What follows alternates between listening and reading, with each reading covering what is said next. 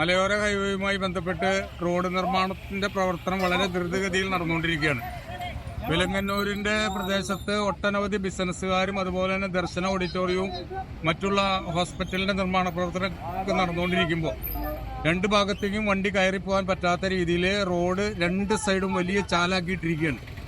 ഇപ്പോൾ എല്ലാ പണികളും തീർത്ത് ഒരു ബസ് വെഞ്ചരിക്കാനായിട്ട് ദർശന ഓഡിറ്റോറിയത്തിലേക്ക് കൊണ്ടുവന്ന് ആ ബസ് ആ കുഴിയിൽ പെട്ടിട്ട് അവരുടെ ചെയ്ത പണിക്കാശ് മുഴുവൻ അവർക്ക് നഷ്ടം വരുന്ന രീതിയിൽ ആ ബസ് കുഴിയിൽ പെട്ട് കിടക്കുകയാണ്.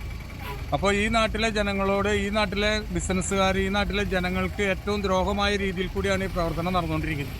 അപ്പോൾ നാളെ രാവിലെ തന്നെ ഏറ്റവും ഫസ്റ്റ് ഈ പ്രദേശത്ത് വിലങ്ങന്നൂരിലുള്ള പ്രദേശത്തെ ബിസിനസ്സുകാർക്കും മറ്റുള്ള ആളുകൾക്കും ബുദ്ധിമുട്ടില്ലാത്ത രീതിയിൽ ഈ റോഡിന്റെ പ്രവർത്തനം എത്രയും പെട്ടെന്ന് പൂർത്തീകരിക്കണമെന്നാണ് ഈ വാർഡിന് വേണ്ടിയിട്ട് മെമ്പർ എന്നുള്ള നിലയ്ക്കും ഈ നാട്ടുകാർക്ക് വേണ്ടിയിട്ട് ഞാൻ ആവശ്യപ്പെടുന്നു.